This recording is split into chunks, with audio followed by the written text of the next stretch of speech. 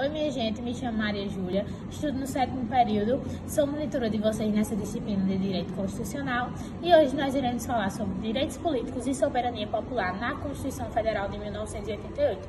Inicialmente, nós temos que conceituar o que são os direitos políticos. Os direitos políticos permitem que os cidadãos participem das decisões políticas do país.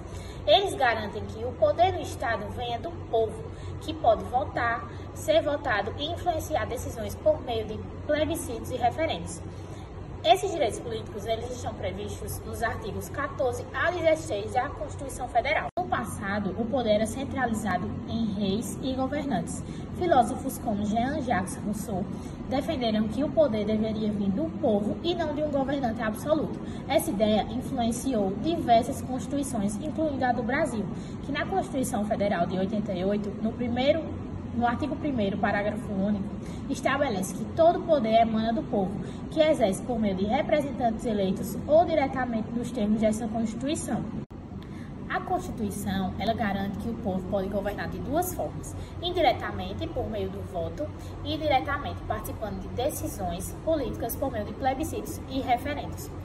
A soberania popular, ela será exercida pelo sufrágio universal e pelo voto secreto e direto. O sufrágio universal, ele garante que todos os cidadãos possam votar sem restrições de classe, gênero e raça. O voto no Brasil, ele é direto, secreto, obrigatório para os maiores de 18 anos e facultativo para analfabetos, jovens entre 16 e 18 anos e maiores de 70 anos. Além das eleições, o povo pode influenciar nas decisões políticas por meio de mecanismos de participação popular, previstos lá no artigo 14, parágrafo 1º ao 3º. Esses mecanismos são plebiscito, referendo e iniciativa popular. O plebiscito ele é uma consulta prévia ao povo, é uma consulta anterior à decisão sobre determinado tema. O referendo é uma consulta posterior ao povo, após a decisão, e o povo pode ratificá-la ou rejeitá-la. A iniciativa popular de lei, os cidadãos podem apresentar projetos de lei ao Congresso Nacional. Um exemplo é a Lei Complementar número 135 de 2010, que é a Lei da Ficha Limpa, que surgiu por iniciativa popular. A função dos direitos políticos é garantir que o povo possa escolher os representantes através do voto, controlar os governantes através da fiscalização e até retirar governantes do cargo e participar diretamente, que além de votar, os cidadãos podem se manifestar por meio dos mecanismos que a gente já falou anteriormente. O Brasil combina dois modelos de democracia, a democracia direta e a democracia representativa. A democracia representativa, o povo escolhe os representantes que tomam as decisões no nome do povo, que é um exemplo, são as eleições. Na democracia direta, o povo participa diretamente das decisões, que os exemplos são plebiscito e referendo, que falamos já sobre. O povo pode exercer a soberania de várias formas, por meio do voto, plebiscito e referendo, impeachment, que é a possibilidade de destruir os governantes em caso de crime de responsabilidade, e direito de petição e reunião, manifestação pública e reivindicação de direitos.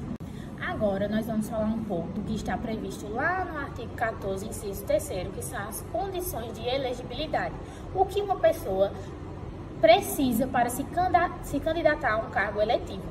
É necessário ser brasileiro nato ou naturalizado, estar em pleno exercício dos direitos políticos, estar alistado como eleitor, ter domicílio eleitoral na circunscrição do cargo, estar afiliado a um partido político e ter a idade mínima para cada cargo, que é de 35 anos para presidente, vice-presidente e senador, 30 anos para governador e vice-governador, 21 anos deputado, prefeito e vice-prefeito e 18 anos para vereador. Nos incisos 4 a 9 do artigo 14, nós temos as ilegibilidades. A ilegibilidade absoluta, estrangeiros e analfabetos não podem se candidatar. Um exemplo é o Tiririca, que ele foi candidato e foi eleito, só que ele precisou demonstrar saber ler e escrever para poder ser eleito. A inegibilidade relativa, ela é em razão do cargo ou em razão do parentesco. Temos que dar uma ênfase no inciso 9. do artigo 14, que são hipóteses de ilegibilidades estabelecidas por lei complementar. Depois vocês podem olhar lá. E um exemplo de lei complementar é a Lei Complementar 64 de 90. Depois vocês podem olhar lá na Constituição Federal. O artigo 15 da Constituição Federal nos traz os casos de perda e suspensão dos direitos políticos. Os casos de perda são cancelamento da naturalização por decisão judicial e recusa de cumprir obrigação imposta a todos com o serviço militar. Casos de suspensão dos direitos políticos são incapacidade civil absoluta, condenação criminal transitada em julgado até o fim da pena e improbidade administrativa conforme a lei. Apesar da soberania ser do povo, existem limites para garantir estabilidade política e proteger os direitos fundamentais. A ilegibilidade, ela limita que pessoas com crimes graves podem ser impedidas de votar ou se candidatar. Proteção dos direitos fundamentais. A soberania do povo não pode violar direitos humanos ou outras garantias constitucionais. No artigo 16, nós temos o princípio da nulidade eleitoral, que fala que qualquer mudança na legislação eleitoral só pode valer para eleições que ocorram após 1 ano da sua publicação. Isso garante segurança jurídica e impede mudanças de última hora para favorecer os candidatos. E aqui nós temos as referências, que esse livro está lá na minha biblioteca, vocês podem ter acesso a ele lá. E a Constituição Federal, que vocês podem depois dar uma olhada nos artigos que eu citei aqui.